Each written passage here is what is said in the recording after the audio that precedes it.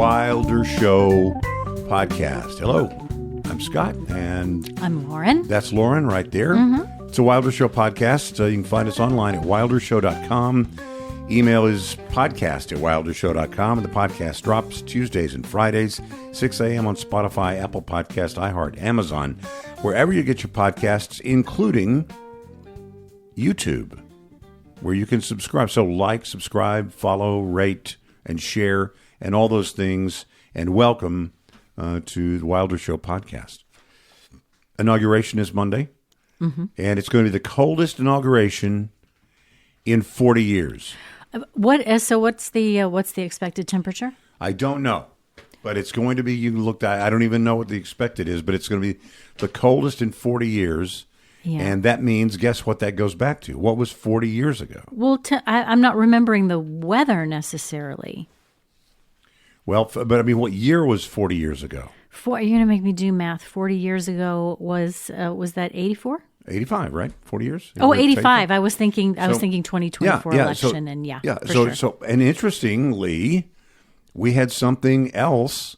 That was Ronald Reagan's second inaugural address was 40 years ago, but 44 years ago, so 1981, there may be also something from this year similar to that year, and you probably know what I'm talking about. I do. Yeah, it's the hostage release announcement made by Ronald Reagan right after he beat Jimmy Carter. We just talked about this in the passing of Jimmy Carter. Yeah, we did. So it was one of the reasons why a lot of people didn't like Ronald Reagan, who were on the Carter side, or maybe the Carter family, or maybe certainly Carter himself, because wow, you sort of held on to this, and then you released the hostages right when my opponent is becoming president. That's exactly what has happened with the Israeli-Hamas thing. Now, who knows if it's going to end up being deemed a good deal or not? I don't know.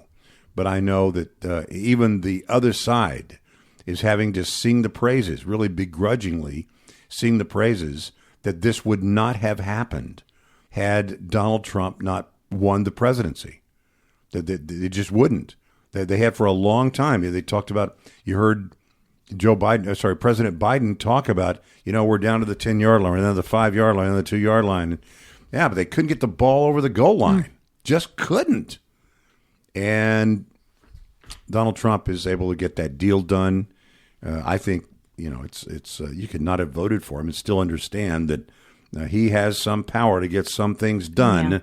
Yeah. And you got to admire that, I think, if you're a person who likes to get things done. But the coldest inauguration day in 40 years. It will be a sunny 23 degrees. No kidding. That's the high. The low is 10. No. Yeah.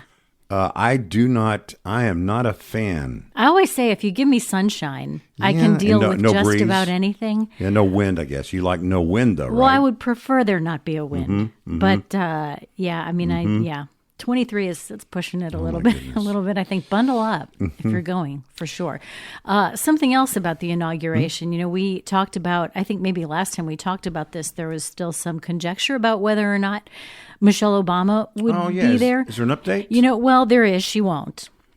Okay. She won't be there. And I wonder about, first of all, totally, like we talked about, Donald Trump did not go to Joe Biden's inauguration. But he told why. He did say, so that's kind of where I'm going. I'm sorry. Longtime allies of the former First Lady say she's sending a powerful statement by skipping the event.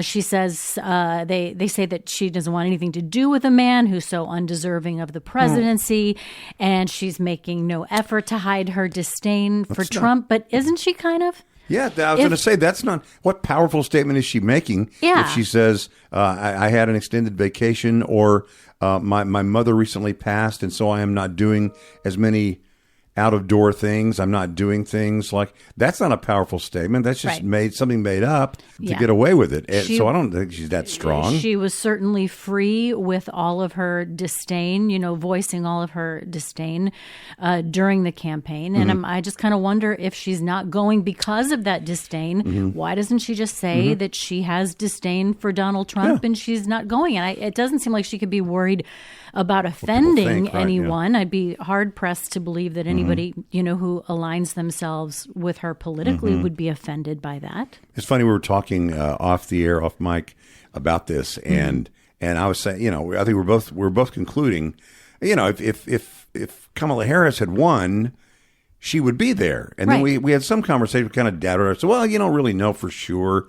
And then we saw the story that you just mentioned. And it was like, yeah, we were right. Yeah. I mean, most people understood that if Kamala Harris had won, she would be there. Yeah. And anyway, so she's not going. But, really, Donald Trump didn't go to Joe Biden's. And I don't know. I mean, I like protocol. I like when the guys were all at the funeral of the guys. I mean, the presidents and the former presidents, and then the vice president, even there with the second gentleman, or what do they call that person now? I like that protocol. I like when things like that go on. So, an update on the California fires. Mm-hmm. I think there have been some arrests for arson. Oh, really? Yeah, this is going to be really interesting to see where this goes. Like we talked about, I think the very first time we talked about the fires, or really about anything else, but both sides sort of find, how it's the fault of their political enemy or the ideology that they oppose. It's global warming, or it's, eco policies or whatever. But, it turns out that global warming may have a face. I mean, if global warming may be running around with a gas can, lighting fires, and mayhem ensues. And more than mayhem, obviously death. They're saying $250 billion could be the ultimate cost of what we've seen. I mean, have we ever really seen anything like this? I mean, when I Hiroshima. say seen anything like, I mean, it really feels like that when we see the old Hiroshima. The pictures, it does kind of look like that. It's just it's like people have said it's like a bomb went off. Yeah. Unlike when a tornado goes through, and that can be devastating always, and hurricanes too, and tsunamis and all that. When a tornado goes through, it's not like a whole 3 mile square or 5 mile square where everything is demolished. Only chimneys, are standing. This is like a bomb went off. Southern California. So that is $250 billion is what they say the cost could be of the damage. And did you also see we were actually talking about this before I saw the news piece about it. I said, you know what? Insurance companies do a lot of advertising during sporting events. Oh, yeah. And one of them, their slogan is State Farm is there. That's right. And State Farm is one of the insurers that backed out of Southern California. Man. And so you can't have Jake from State Farm just popping up. Yeah, and actually they are out.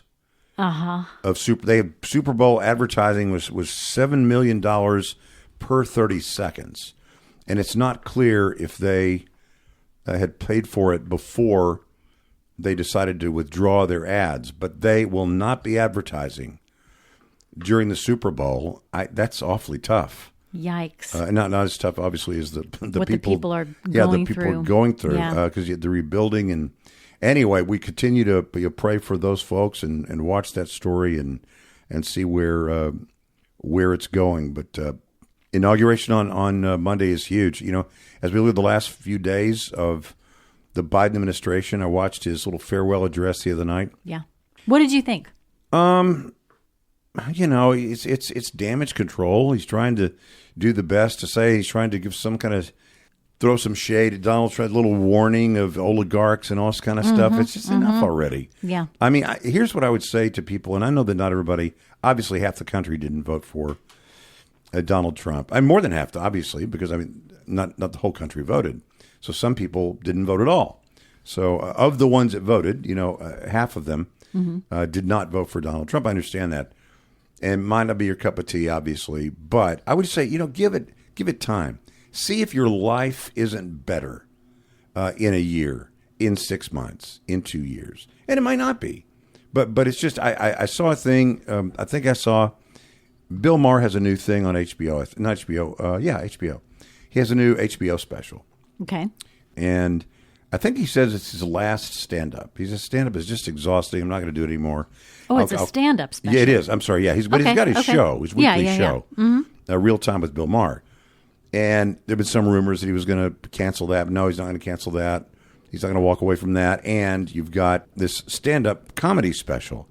And I saw him being interviewed about that, and he was being asked about, the political stuff going on, and that this was not a guy that he voted for.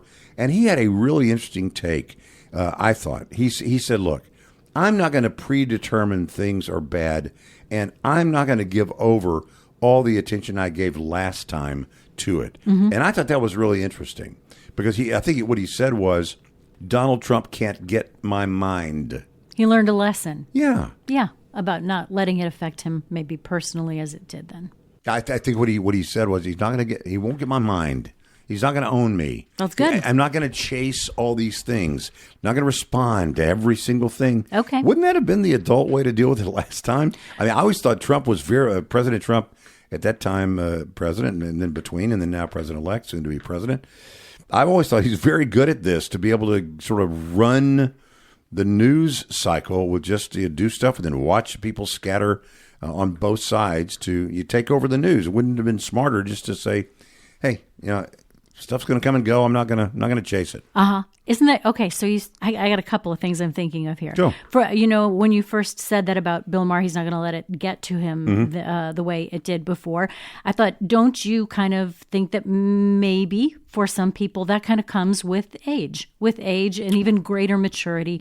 You see things that you did one way and how it had detrimental effects on your. On your whole life, or on your emotional well-being. But then you said something about that he said he's not going to chase every tweet, and isn't that kind of adult? But doesn't Donald Trump kind of chase? Every tweet?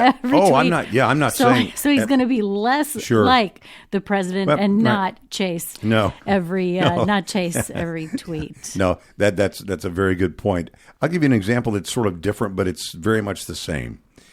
Cowboys just fired McCarthy, of course. Yeah. Jerry Jones fired Coach McCarthy. He's gone. Overdue in my book, but that's okay. I mean, it'd be hard to be a coach. Even Troy Aikman said, "Hey, this is not an enviable thing. It's hard to be a coach at the Dallas Cowboys under Jerry Jones. It's tough to do it. You kind of who's the king, and people run to please the king, and it's not the coach. So who's going to be the next coach of the Cowboys? It's funny because I have a texting group of guys that everybody has text groups, but there's some guys, sports things we talk about and whatnot.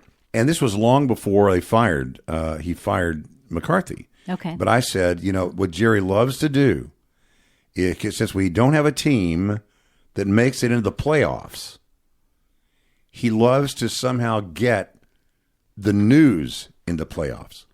Yeah. Big moves the Cowboys made. So you're there even if you're not there. That's right. So that people are talking to the Dallas Cowboys, even if they're not talking about our ability to be in the playoffs. And I said, watch what's going to happen. He's going to fire McCarthy at the end of the season. And then during the playoffs, there will be talk about who is he going to hire to be the next coach of the Dallas Cowboys. And perhaps, don't know for sure, but perhaps it will be Super Bowl week before Jerry Jones announces it, so he can steal some of the spotlight at Super Bowl week. Now, I say all that, none of that really is a criticism. He's a great marketer. Oh, I was going to say, he's the master. He's the master. Yeah. And likewise, Trump is very good at that. I think he would look around and say, hey, I'm going to do this. Watch what happens. Boom. He does it. And then basically the whole news cycle sways in response to him. So I like that Bill Maher would say, hey, I'm just not going to chase it. I'm not going to, first of all, I'm not going to expect everything to go bad. Right. And I'm not going to be super critical of every single thing. And also, I'm not going to be driven by the tweets and the different things that go on. Yes, I thought I think that's a very mature way it comes with maturity. Comes with maturity and maybe being a little bit tired. Yeah. Well, it's like bandwidth, right? People say bandwidth. Right.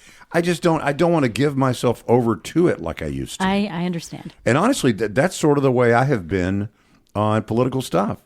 I see younger people and they are all full of vim and vigor. Right. And it makes me tired. I mean, I look at them and go, gosh, I remember that. I used to be like that, and I still have the same convictions. I just don't. I don't. It's not that I don't have the energy. It's some combination, don't you think, Lauren? It's some combination of I don't have the energy that I used to have for certain things, but also I don't want to give my energy to that the way I just threw all my energy out to everything. Absolutely. Your priorities. Yeah, they're just different now. Reorder a little bit. Yeah, for sure. But here we are doing a podcast. So somehow we've found a way to gin it back up for just this case. So I do have a pre-sell. Well, I've taken a lot of grief over the years about teases. Oh, I know what you mean. I'm the master of the tease. Yeah. We'll tell you about that coming up after right this. after or this. Do it tomorrow, whatever. And in fact, so many people would send the note, say, what I'm looking forward to most about the podcast is hopefully there will not be any commercials where you could tease this is coming up after, this brief break. Uh-huh. So I'm going to give you a tease that is not just moments away, but days away. Days away. But so you can plan on it. This podcast, Wilder Show podcast, drops Tuesdays and Friday mornings at 6 a.m. Central Time. So our next one will be the day after the inauguration. Mm-hmm. And we will have some reflections on the inauguration. But you remember Kelly Shackelford? I love Kelly Shackelford. Everybody loves Kelly Shackelford. First Liberty Institute argued cases before the Supreme Court. They won 4 religious liberty cases at the Supreme Court this last year. Wow. You know how many cases go up and are considered by the Supreme Court to be looked at per year? Last year, how many went up to the Supreme Court? Do you know? More than 10 or 12. A lot. 8,000. Really? 8,000. And of those 8,000, only 56, maybe 58 cases were actually taken by the Supreme Court to give a decision. 4 of those were won by Kelly. That's fantastic. 4 of the... isn't that amazing? Yeah. That's like 10% of the cases last year were Kelly's cases. It's very cool. So Kelly Shackelford, great friend, longtime friend. I've told the story before. We had him on the radio show for a couple of years and a half or something. I'd heard about him. He was a genius. I knew he was great. Arguing case with the Supreme Court. We had something that was coming up, and somebody said, got to have Kelly Shackelford on. Kelly Shackelford sounds familiar. And had him on, knew about First Liberty in its original iteration. Had Kelly on. I don't know, 2 or 3 or 4, maybe 3 years later, I saw something, and it was a picture of Kelly Shackelford. Mm-hmm. I said, I know that guy. I went to college with that guy. And you didn't even know it. Yeah. I saw that guy outside the Hank-Emmer School of Business, right there next to the law school building. But anyways, a longtime friend, dear friend. Kelly is going to join us on Tuesday, and we're going to talk about some of the cases before the Supreme Court. We're going to talk about possible Supreme Court justice retirement announcements. Who would it be? When would it be? What do we look forward to? What I mean to say is, what can we expect in the first couple of years of the Trump administration, and what cases Kelly is working on right now? So we don't know. We'll be able to tap him on the shoulder often or not, but we do have Kelly on the very first episode after the inauguration, and that's going to be coming up next Tuesday. I'm very, very excited about that. That will be great. Yeah, to have Kelly on. So look forward to that on Tuesday. Tell your friends. Okay, Scattershoot is coming up in a second. WilderShow.com is the website. Podcast at WilderShow.com is the email address. You can leave us a voice message if you go to WilderShow.com. We got a note from somebody from Spain who left us a voice message the other day from Spain. So maybe you want to go on the website, WilderShow.com, click on it, leave us a voicemail. Reviews or show ideas or topics or anything you want. Comments is fine. Check in and say hi. Yeah, say hey. Podcast drops Tuesdays, Fridays on Spotify, Apple Podcasts, iHeart, Amazon, YouTube. So like, rate, follow, subscribe, and share. The podcast drops at 6 a.m. Tuesdays and Fridays. And Scattershoot is coming up.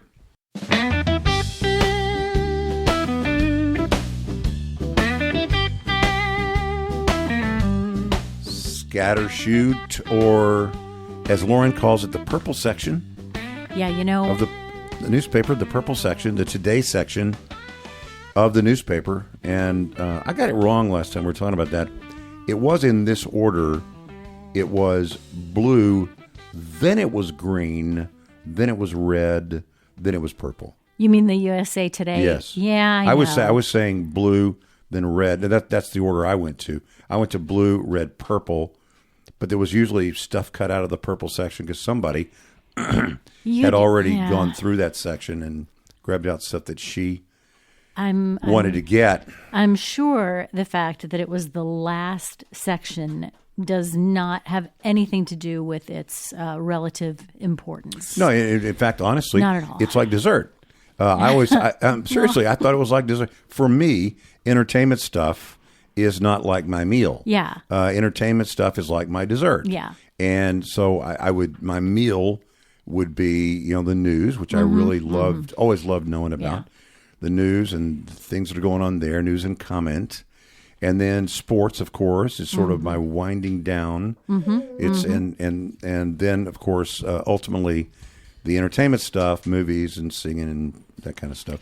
Well, that's more like my dessert. The fact that I liked dessert first in that metaphor probably says more about me than it gives away more than I would even want to. But speaking of dessert, I kind of feel like I've been hearing about red dye my entire life. Was it like red dye number 4? Red dye number 4, red dye number 6, yeah, right. red dye. Yeah, I mean, I feel like that has been a part of the conversation for many, many years. Yes. Like when I was eating M&Ms as a kid, and there was a question about the dye that was used to make the red. Do we still have red M&Ms dye? red? Well, we do, but the Food and Drug Administration said just last week, I guess, that it's banning the use of red number 3.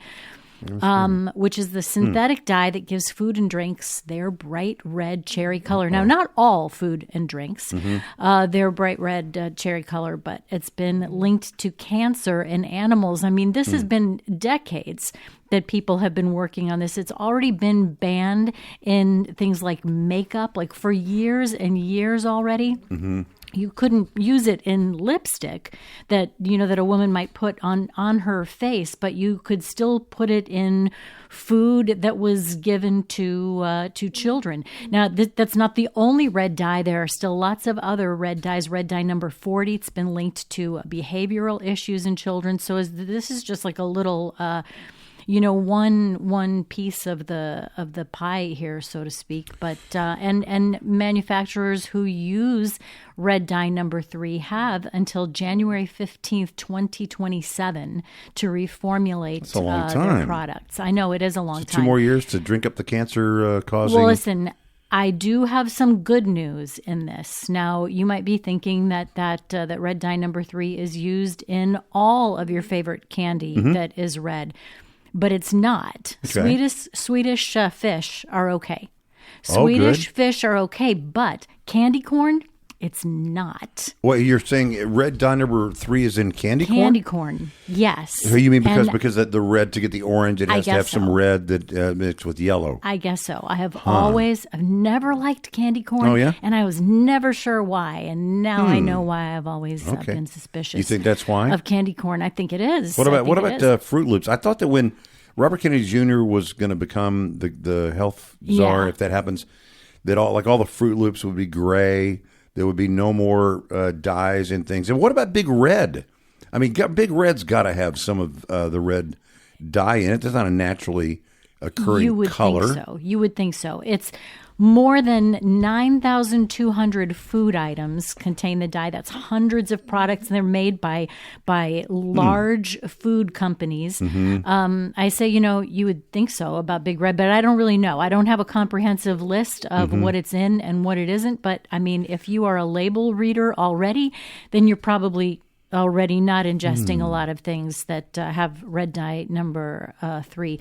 Take a look at the label at least until 2 years from now when we won't have to worry about that anymore. I think the cinnamon things. What are those cinnamon things that are red? Red Hots. Red Hots. I bet they're in Red Hots. Hot tamales. I don't know. I'm is just the getting thing more and that- more depressed now. Well, is the thing that we want to find out if it's in it and stop eating them, or to stock up on them before red dye goes away? Here's the thing. I mean, it's just the color. It's just the way.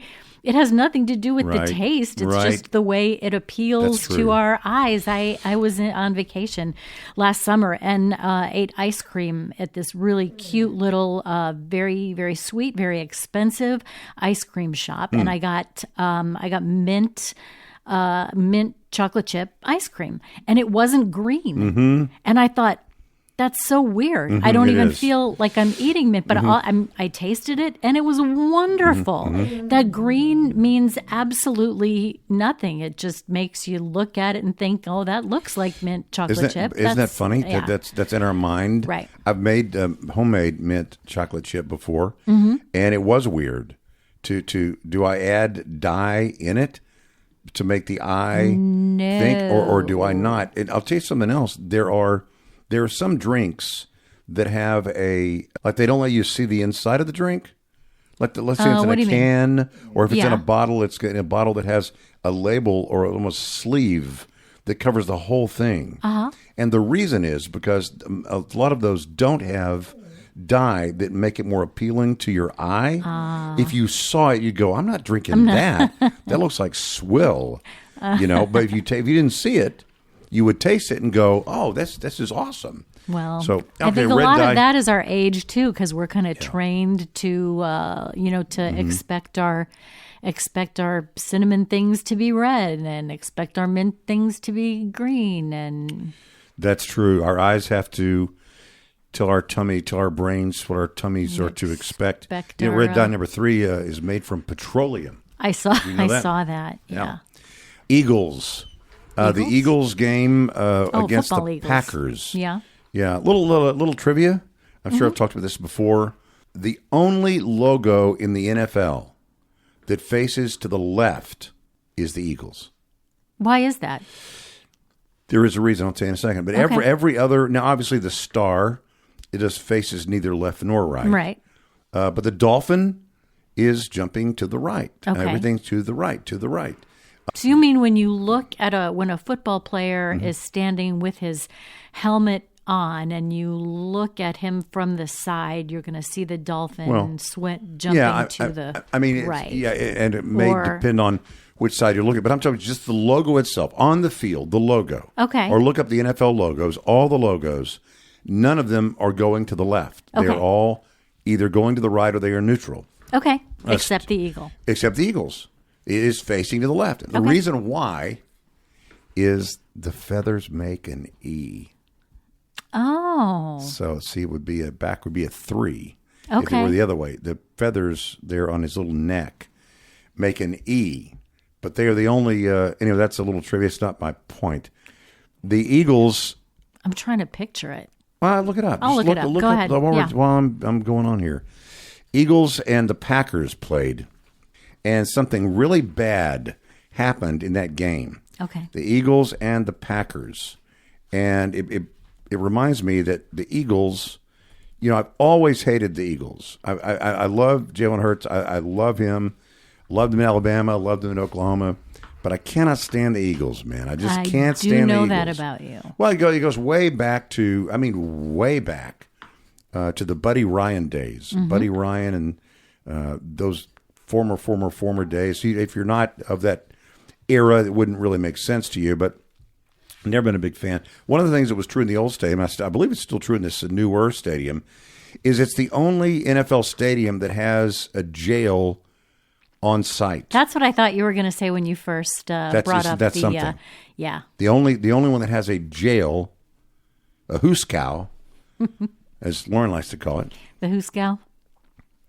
on site. Well, they could have used it for a guy named Ryan Caldwell. Oh, what happened? Did you see this? I didn't. Boy, this is bad, but it brings up an interesting topic. There was a guy with his fiancée, and that guy was a Packers fan. Okay. So they were wearing Packers, gear, Yeah. like the head thing, the like scarf and whatnot. a cheese. No, it wasn't a cheese head. Just a normal. Just they're in gear. They're team gear that identified themselves as Packers fans. Okay.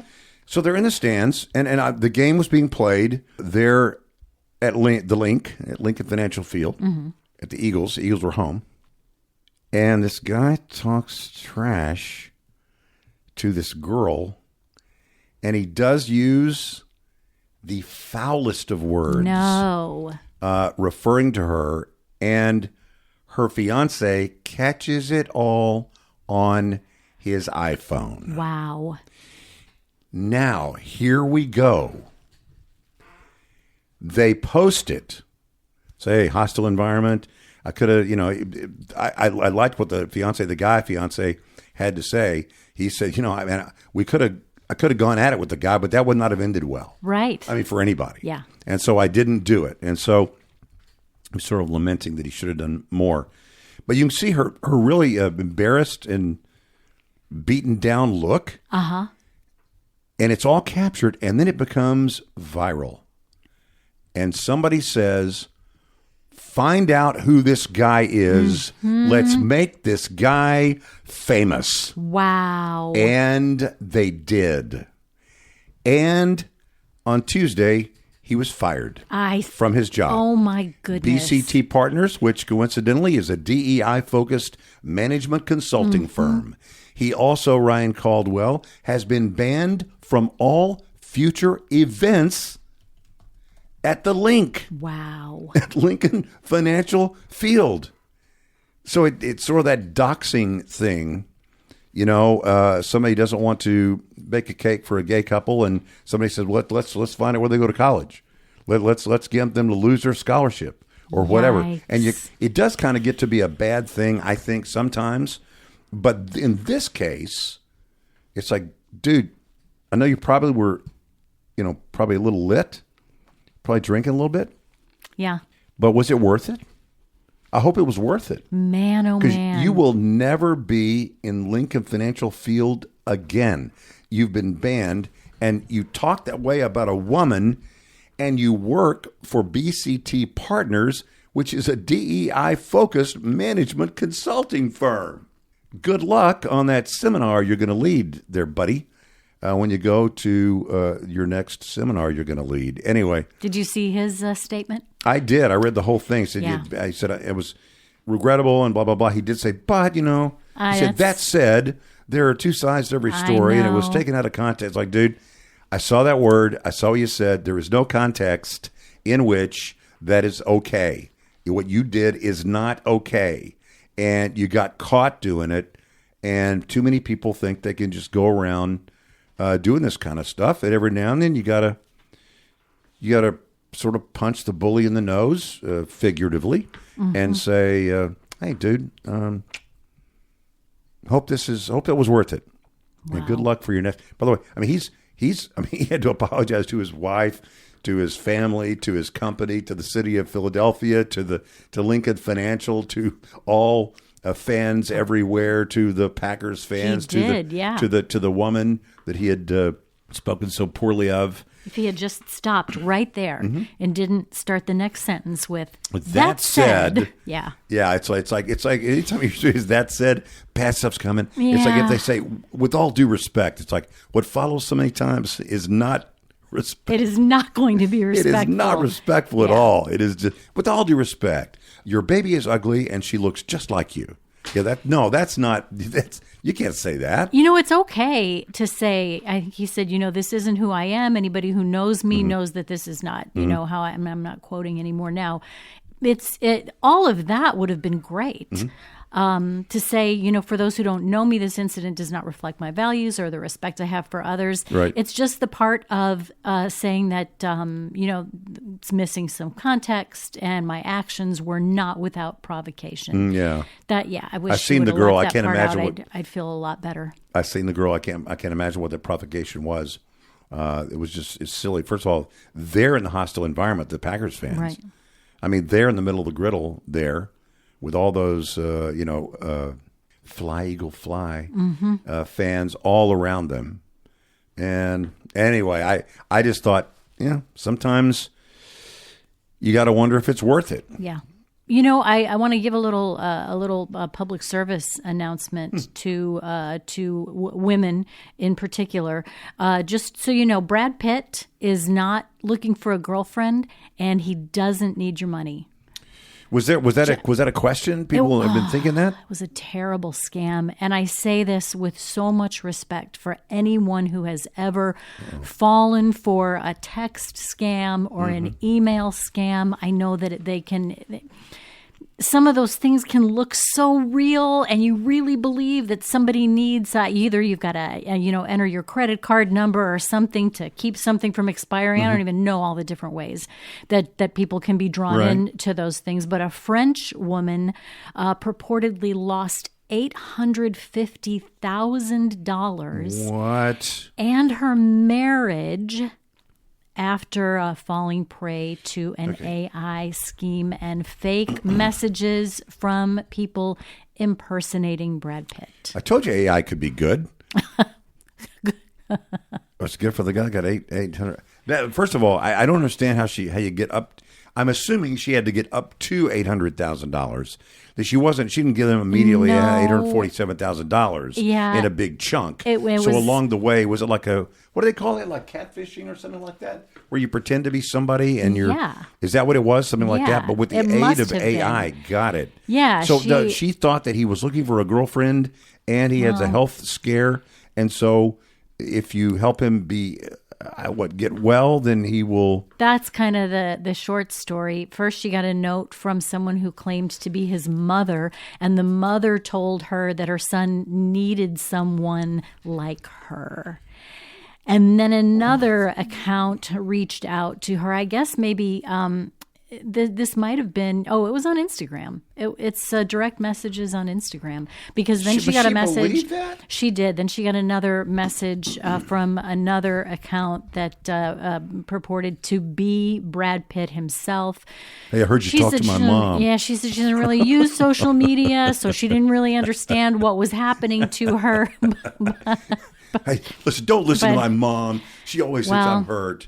I'm not looking for a girlfriend. So then this account who was claiming to be Brad Pitt sent her pictures of AI-generated photos of someone who looked like Brad Pitt in a hospital bed, saying that he needed funds to cover kidney treatment that he couldn't get because of his ongoing divorce proceedings with Angelina Jolie, that all of these, that his funds were tied up.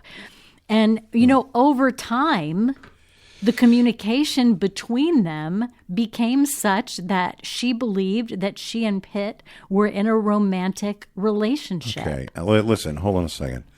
So this is a woman that was married. She was. And so I guess, the husband knew that she had given away $800,000. Well, at some point he knew that. Yeah.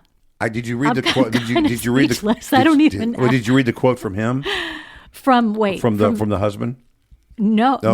Yeah, what he said was, I didn't divorce her because I don't love her. I still love her. I divorced her because that's so dumb. Oh no. No, he didn't say that. But honestly, I don't understand people. I don't understand how you could, you and I have talked about this kind of thing before. I've talked to other people about this before. If you get a cold call, don't make any decision about anything. You were sitting there, watching, Mutual Omaha's Wild Kingdom. Yeah. And the phone rang and somebody talked to you about guttering. And you go, I don't know. Maybe I should get some gutters. And we start talking. It's like, no. You don't know this guy or gal, whatever. Yeah.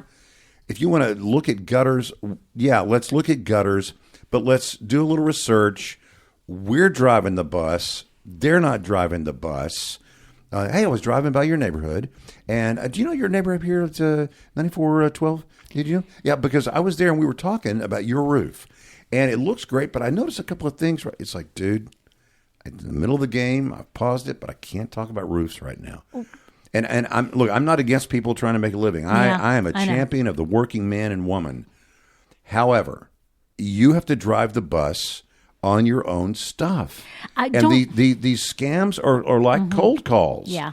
You're minding your business, and there's a knock at your door, and it's somebody you don't know telling you they can help you if you will spend some money with them the way they want you to. That's what these cold calls are like, and that's what these scams are like. Don't you think that's harder, though, for some people? And I don't want to assume that this only happens to people of a certain age, but you spend your whole life really being able to pretty much trust people that you do business with. Correct. There is always maybe a fringe, group of people that you had to, I don't know, businesses that you weren't as familiar with, or you might, not take a stranger's word for something. But by and large, you could trust the people that you did business with. Yep. And how many times a day does your phone ring with a spam call or some? Those were things that our parents didn't even have to deal with. Yeah. If the phone rang,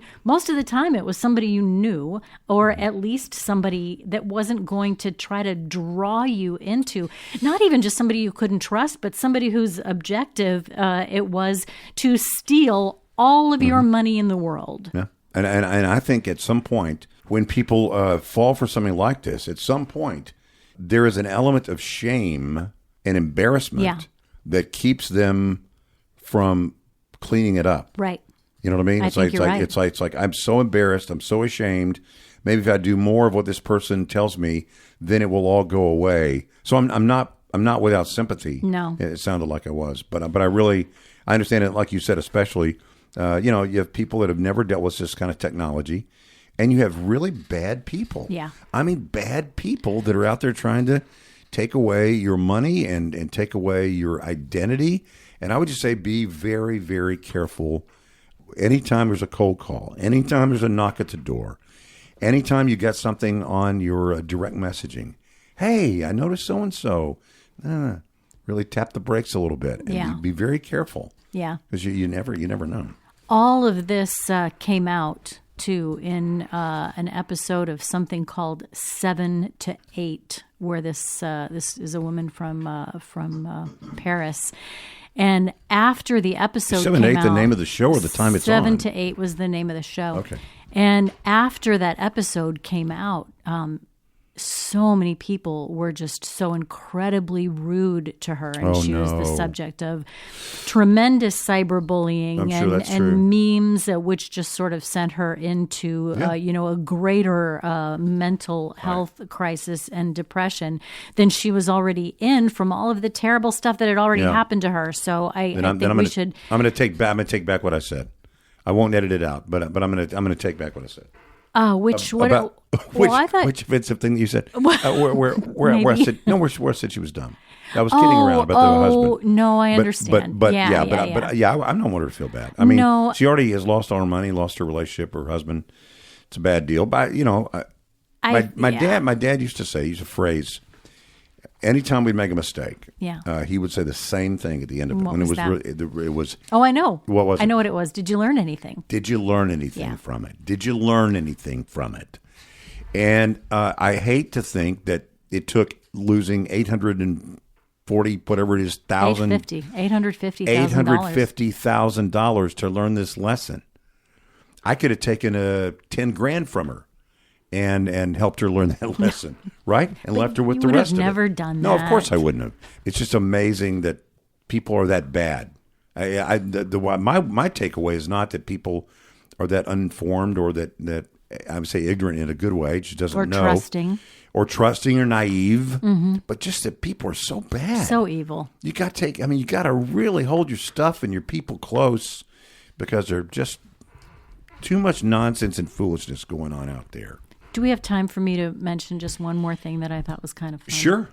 I was reading this piece in The Atlantic, and it's really, really interesting. It's very long. It's called, it's about self-imposed solitude, this new wave of self-imposed solitude. Self-imposed solitude. In America, the piece is called The Antisocial Century, and it's just about how much more time we're spending alone, all kinds of things, like how much more, restaurants that are doing more business in takeout than they are in sit-down. how much more time we spend in front of the television as opposed to the time that we used to spend going out to movie theaters and being with people.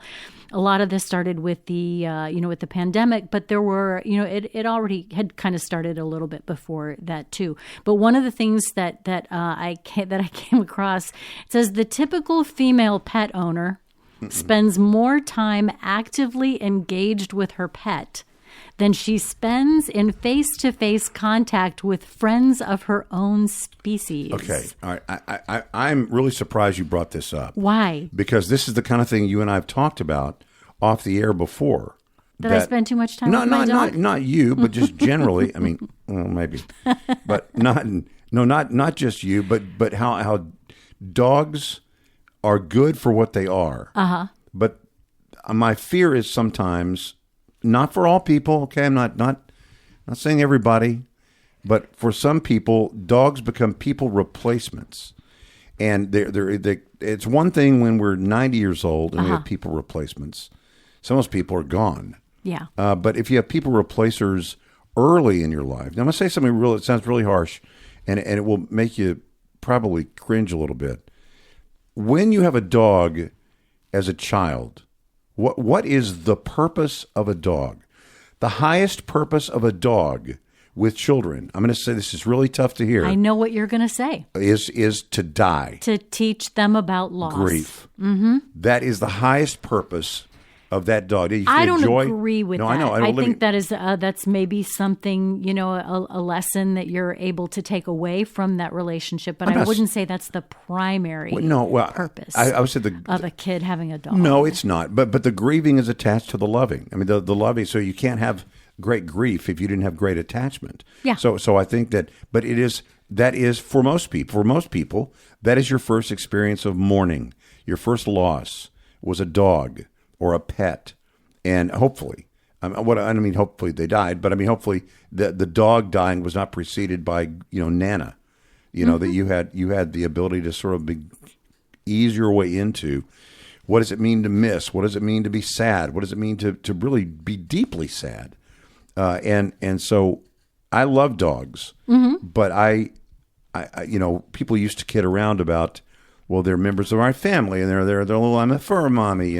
He's my fur baby, and ta. And there's a joke a long time. You've probably seen it before, where it has on one side it has what the woman says when she's leaving the house. Yeah. There are two sides. One side says, "Okay, I got to go now. I'm going to miss you. You be good while I'm gone. I won't be gone very long. I know. I sure love you." Okay, I'll be back. Yeah. And that was what she says to the dog. To the dog, right. And the other side is what she says to the husband. See ya. Yeah. It's funny because it's true. Well, just to be clear, it hurts all guys. I don't think that's what this piece is about. I think that this is kind of this is a byproduct of people spending so much more time on their own. It's not saying that people with pets or that the typical female with a pet is spending more time, with that pet because she has that pet, spending less time with people. I think it's just a byproduct of the fact that we are spending so much more time alone. You're saying that she would be spending that time alone and not with those people, but if she has a dog or a pet, then she would because she's sort of a lone-ish person, that then is spent with the animal more than it would be with the people. Yeah, that we're spending so much time alone that, in fact, a typical female pet owner will spend more time engaged with her pet than she spends in face-to-face contact with, I like how it says friends of her own species. We might also say other men and women. Yeah, but the weird thing is, though, why would they say it about women? I don't know. That would be true of think of anybody. Well, that's just the thing there very well could have been other things like that about men. I am a female pet owner, right? And so I just that reached out and grabbed me. I got you. All right. Don't forget on the next Wilder Show podcast, Kelly Shackelford will be joining us. And we're going to do a preview of the first couple of years of the Trump second presidency. And so we will be back the day after the inauguration, the coldest inauguration in 40 years is what's coming up on Monday. WilderShow.com is the website. Podcast at WilderShow.com is the email address. Podcasts drop Tuesdays and Fridays, 6 a.m. on Spotify, Apple Podcast, iHeart, Amazon, also YouTube, or wherever you get your podcasts. So like, rate, follow, subscribe, and share. Please share. Tell a friend, tell a friend, tell a friend. And we'll see you next time. Dun, dun, dun, dun, dun, dun, dun, dun.